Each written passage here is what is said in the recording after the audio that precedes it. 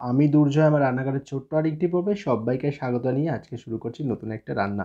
নতুন রান্না বলতে আমি আগেই বলেছিলাম আমার আগের ভিডিওগুলোতে আমি যা রান্না করি তাই আমি আপনাদের সাথে শেয়ার করার চেষ্টা করি। তো বন্ধুরা আজকে আ রাত্রের খাবারটা শেয়ার করব। আজকে একটু চিকেন কষা বানিয়েছিলাম ঠিক দো পেঁয়াজা যেমন করে ওরকম করেই করার চেষ্টা করেছি আরকি। তো চিকেন কষার সাথে হচ্ছে পাতলা পরোটা।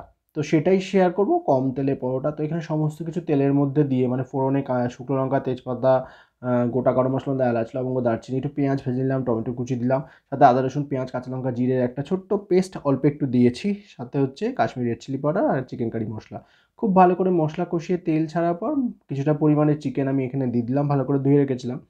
আর সাথে দিয়ে দিচ্ছি হচ্ছে স্বাদ অনুযায়ী নুন, হলুদ আর একটু চিনি অ্যাড করে দিয়েছি আমি অলরেডি এর মধ্যে। তো যাই হোক এখানে একটু মাংসটা কষাতে ফ্লেমটা কমিয়ে দিয়েছি, ঢাকনা চাপা দিয়ে এখানে ময়দাটা মেখে নেব।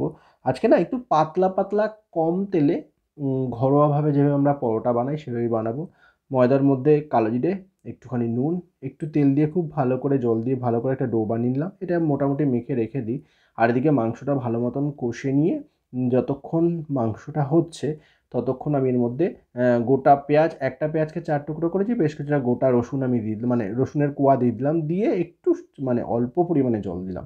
দিয়ে একদম কম ফ্লেমে ঢাকনা চাপা দিয়ে বসিয়ে দিয়েছি। লাল, লাল চিকেন কষা কিন্তু প্রায় রেডি হয়ে গেছে। এবার নামানোর আগে একটুখানি ধনেপাতা ঘরে ছিল সেটা আমি কুচিয়ে দিয়ে দিচ্ছি, বেশ ভালো লাগবে। আর শীত তো প্রায় চলেই যাচ্ছে। তো এই হালকা শীত, হালকা গরম, তো এই হালকা শীত, হালকা গরমে রান্না যতটুকু করে খাওয়া সম্ভব সেটুকুই করছি আর সেটা আমি আপনাদের সাথে শেয়ার করছি। তো রান্নাটা হয়ে গেছে, নামিয়ে নিলাম, নামিয়ে বাটিতে নিয়ে নিচ্ছি। তো চিকেন কষা রেডি দো পেঁয়াজার মতো করে। তো চিকেন কষা রেডি নামিয়ে নিয়েছি, এদিকে ময়দার যে ডোটা ছিল ওটাও তো নরম হয়ে গেছে, ওটা এবার লেচিগুলো কেটে আমি পরোটাগুলো একটা একটা করে বেলে নেবো। আমি এখানে আটা ময়দা দিয়েই বেলছি, বেশ ভালোই হবে খেতে। তেলটা যতটা পারবো কম ব্যবহার করার চেষ্টা করছি যেহেতু রাত্রের খাবার। তো যাই হোক এখানে পরোটাগুলো একই রকমভাবে গোল গোল করে বেলে নিয়ে তারপরে ভাজবো। আর আমি না একসাথে ২-৩টে করে বেলে নিয়ে ভাজবো, তাতে তেলটা কম লাগবে, খেতে কিন্তু বেশ ভালোই লাগে। কম তেলে যতটুকু সম্ভব সময় বাঁচিয়ে যতটুকু সম্ভব রান্না করার চেষ্টা করা আর কি, যেহেতু রাত্রের খাবার। তো এখানে মোটামুটিভাবে ২টো করে আমি এভাবে দিয়ে তেল দিয়ে দেবো। তেলের মধ্যে দিয়ে হালকা করে নেড়ে চেড়ে একটু লাল লাল করে ২টো পরোটা ভেজে একইভাবে তারপর নামিয়ে নেবো। আর একইভাবে বাকি পরোটাগুলো আমি ভেজে নেবো।